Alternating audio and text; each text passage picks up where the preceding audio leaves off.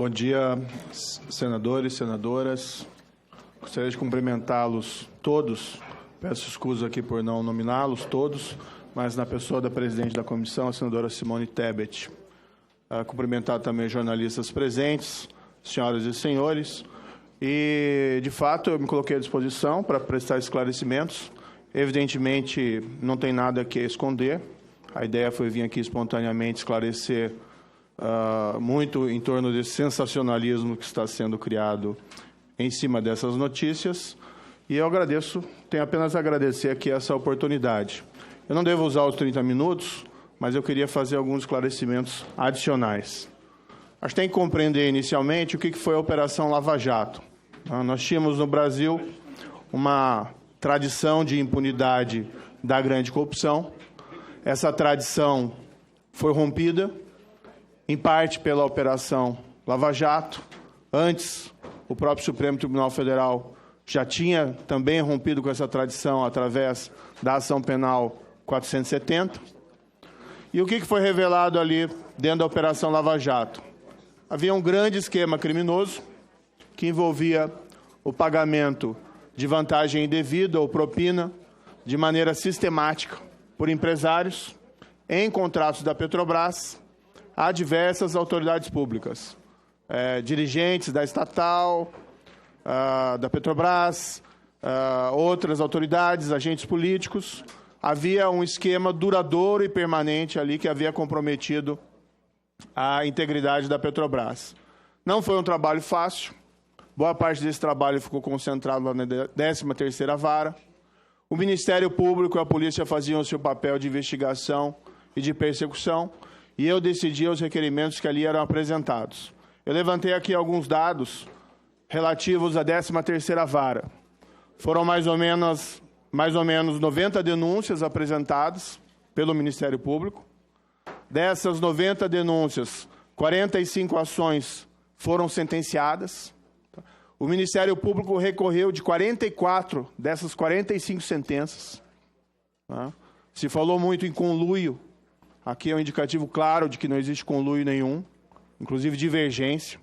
44 recursos de 45 sentenças. Foram 291 acusados no total.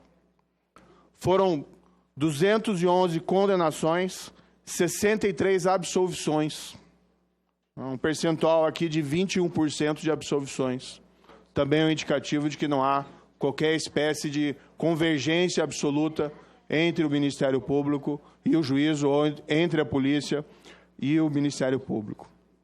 Tem aqui um dado, foi levantado pela minha equipe, sobre prisões cautelares, que às vezes é uma questão que chama mais atenção. 298 requerimentos de prisões cautelares, seja preventiva ou temporária. Houve 207 deferimentos, 91 indeferimentos.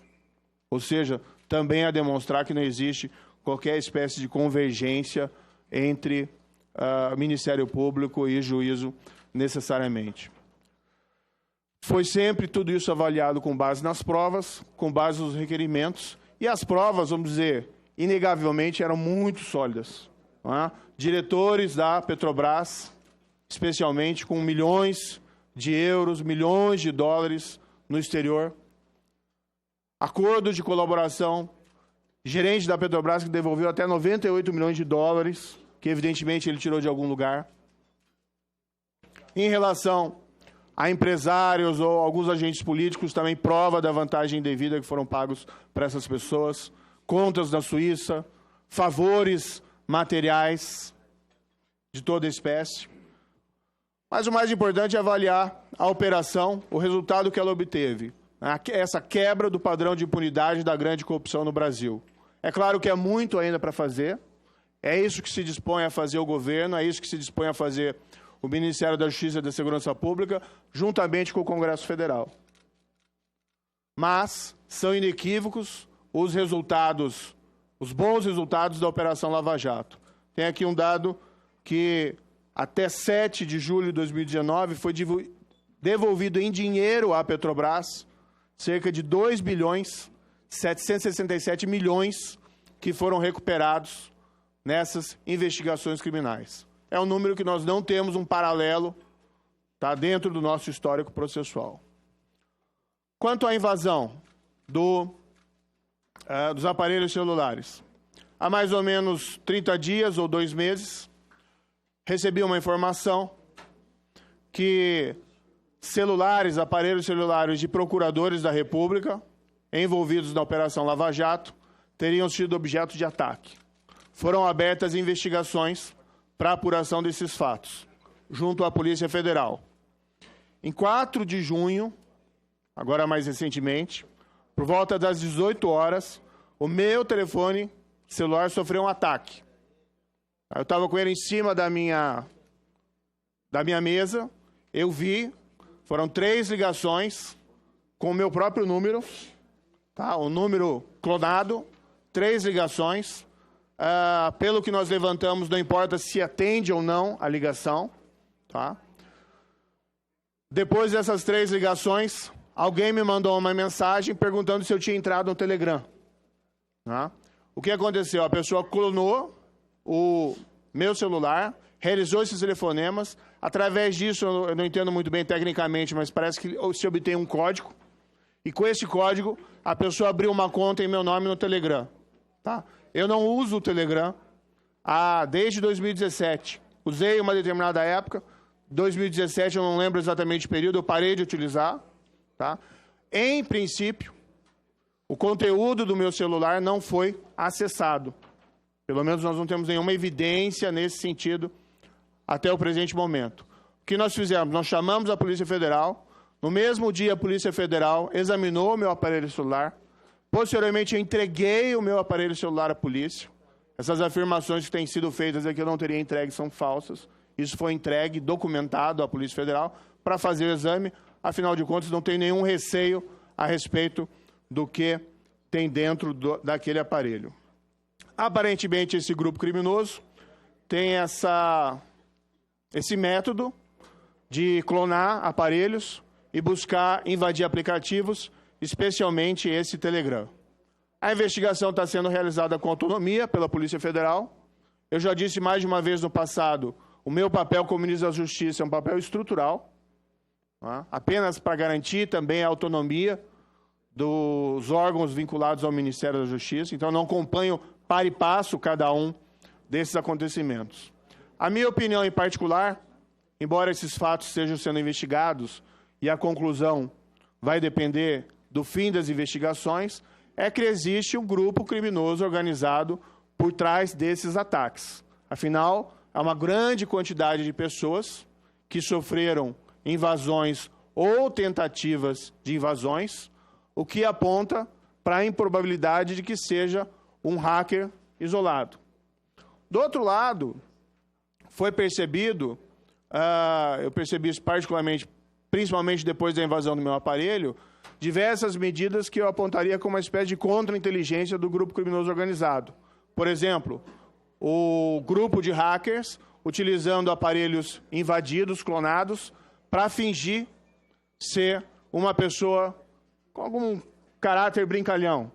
Consta, isso foi divulgado inclusive na imprensa, que no dia da invasão, da clonagem e da abertura de uma conta no Telegram por esse grupo de hackers interagiu, fingindo ser eu, com uma apresentadora de TV, tem um programa, O Protagonista, lá no Paraná, e a apresentadora ou apresentador achou que era eu. Depois veio a notícia, também nos dias seguintes, do grupo de hackers interagindo com um conselheiro do Conselho Nacional do Ministério Público, fingindo também ser um desses conselheiros. Esse final de semana, todos devem ter observado que circulou nas redes sociais uma mensagem de WhatsApp informando que havia sido descoberto quem era a fonte dos vazamentos, que seria um procurador da República traidor. Ou seja, não teria havido invasão nenhuma, segundo esse WhatsApp, mas sim o procurador da República que teria simplesmente se revoltado com algo e repassado aquelas mensagens. Só que essa afirmação é pura contra-inteligência, não confere com o fato comprovado das invasões ou tentativas de invasões hackers. Inclusive a minha, que eu presenciei objetivamente. Isso é objeto também de perícia pela Polícia Federal. Então, quem faz essas operações de contra-inteligência não é um adolescente com espinhas na frente do computador, mas sim um grupo criminoso estruturado. As pessoas têm me perguntado se isso é um ataque à Lava Jato, se esse é um ataque ao movimento anticorrupção brasileira. Eu acho que sim, mas acima de tudo, esse é um ataque às instituições. Nós temos ouvido muitas histórias, né, de que jornalistas também teriam sido hackeados ou sofrido tentativas de hackeamento, vários outros procuradores, e até chegou já para mim a informação de que parlamentares poderiam ter sido. Né? Claro que aí depende dessas pessoas revelarem esses fatos, né? E depende também das investigações que correm em sigilo. Ontem houve uma operação da Polícia Federal que desmantelou um grupo em Santa Catarina que fazia esse tipo de coisa, né, para vender proteção a grupos políticos, mas ainda é um tanto quanto incerto se trata do mesmo grupo ou não. Vai depender da conclusão das investigações. No dia 9 de junho, eu fui surpreendido pela divulgação, por esse site, das mensagens supostamente trocadas entre mim e o Deltan Delagnol. Vamos colocar assim, que a divulgação dessas mensagens está ali repleta de sensacionalismos.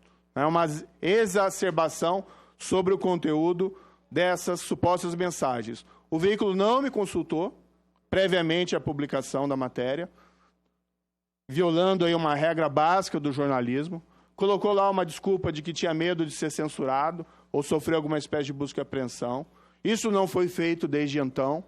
O próprio veículo, apesar de colocar isso, no dia 13, veiculou novas supostas mensagens, sem novamente realizar qualquer consulta prévia a respeito desse conteúdo, mais uma vez violando essas regras básicas do jornalismo. Tenho tido muita cobrança no sentido, olha, tem que dizer se as mensagens são autênticas ou não são autênticas. O fato é que eu não tenho mais essas mensagens no meu aparelho celular. Como eu disse, eu utilizei o Telegram um determinado período. Em 2017, salvo engano, coincidentemente com aquele período em que foram noticiadas invasões hackers na eleição norte-americana, eu acabei achando que aquele modo, aquele aplicativo, não é, de origem russa não era um veículo lá muito seguro. Eu saí do Telegram desde então. Então, eu não tenho essas mensagens para eu poder afirmar se aquilo é autêntico ou não. O que eu vejo ali, nas mensagens que foram divulgadas, tem algumas coisas que eventualmente posso ter dito. Tem algumas coisas que me causam estranheza. Mas o fato é que, ainda que tenha alguma coisa ali verdadeira, essas mensagens podem ser total ou parcialmente adulteradas. Às vezes até com mudança de trecho ou mudança de palavra para caracterizar uma situação de escândalo que, no fundo, é inexistente. Desde o primeiro momento, podem lá examinar as notas que nós emitimos desde o início, nós sempre nos referimos como supostas mensagens. Eu não tenho como me certificar da autenticidade disso. Esse veículo que tem essas mensagens não teve a dignidade, né? Diz lá que tem um grande escândalo, grandes ilícitos, o que ainda está carente de demonstração, mas não teve a dignidade.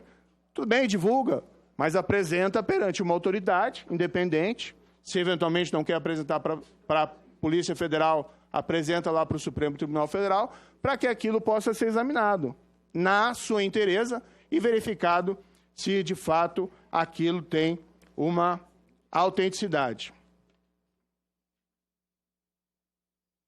Chamou a minha atenção, examinando, por exemplo, que as mensagens, nós não temos a memória, mas, por exemplo, chamou a atenção as mensagens que foram divulgadas naquele primeiro domingo, a atribuição do diálogo feita ao Procurador da República, ele é dominado como Delagnol. As mesmas mensagens que foram divulgadas por esse site na quinta-feira seguinte, o procurador já é denominado como Deltan.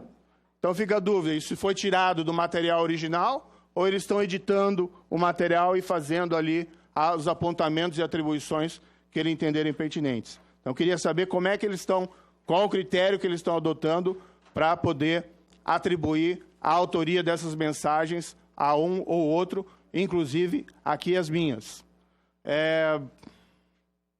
De todo modo, né,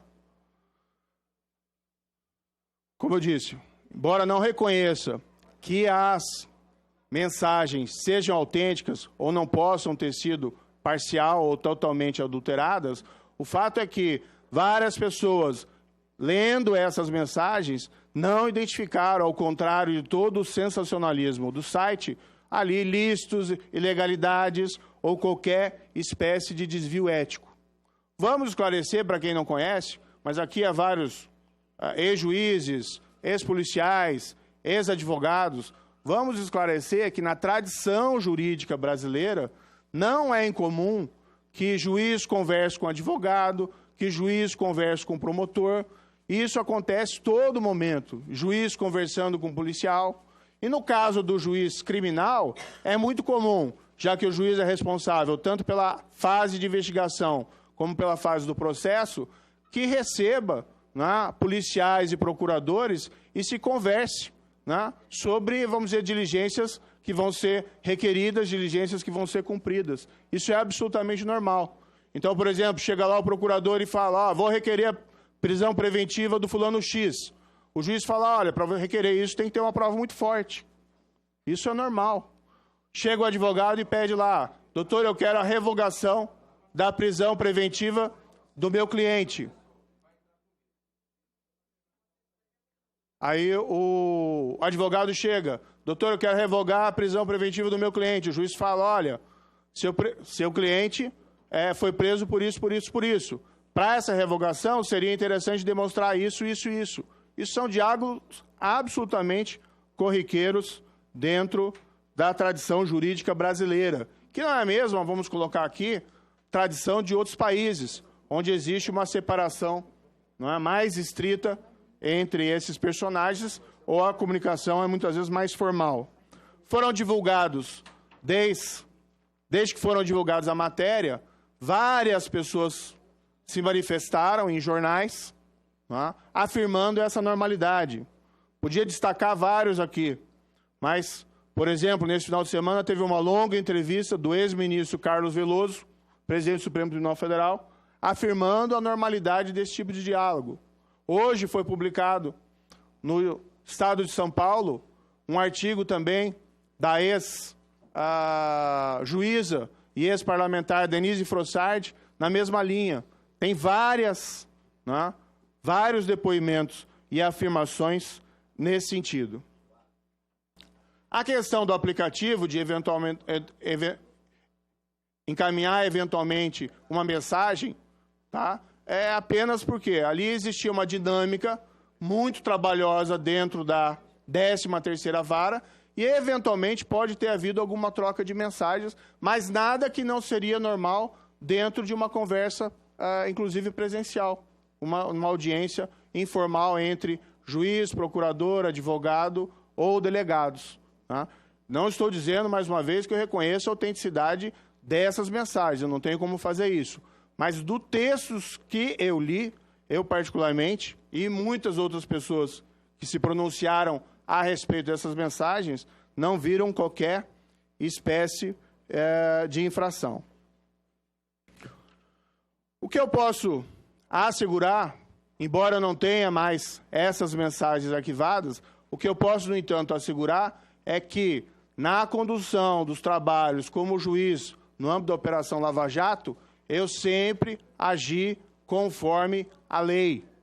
Tá? E aplicar a lei para esses casos de grande corrupção que envolviam criminosos poderosos não era algo exatamente fácil. Aí isso envolveu muita dedicação, muito esforço. Tá? Não foi algo fácil, eu fui sempre, constantemente, vítima de ataques.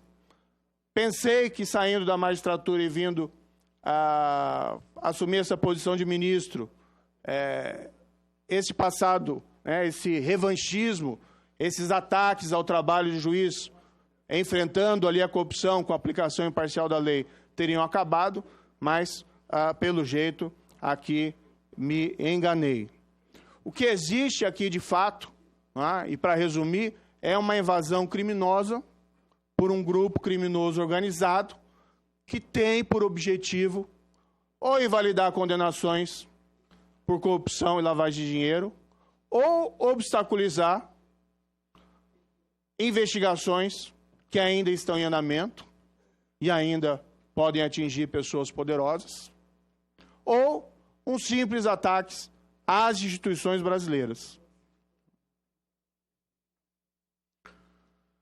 Enfim, na minha avaliação, eu sempre entendi que a única coisa que eu fiz foi aqui cumprir o meu dever, e pretendi cumprir esse dever com a máxima correção. Essas reações eram esperadas, já ocorreram no passado. Eu confesso que dessa vez fiquei surpreendido pelo nível de vilania e de baixeza dessas pessoas responsáveis pelos ataques, e pela ousadia criminosa de invadir ou tentar invadir telefones de procuradores da República, inclusive o telefone do ministro da Justiça, e utilizar isso não para fins de interesse público, mas sim para minar os esforços anticorrupção, que não foi, vamos dizer assim, uma conquista de um grupo de procuradores, de policiais ou das instituições judiciárias, não só minha, mas também de juízes de outras instâncias, mas sim foi uma conquista da sociedade brasileira. Foi a sociedade brasileira que, nos últimos 5 anos, foi a mola propulsora desses esforços anticorrupção. E o que se tem aqui disfarçado de ataques criminosos hackers e supostas divulgações sensacionalistas para fins de interesse público é um ataque a essas conquistas da sociedade brasileira nos últimos 5 anos. É isso, senadora.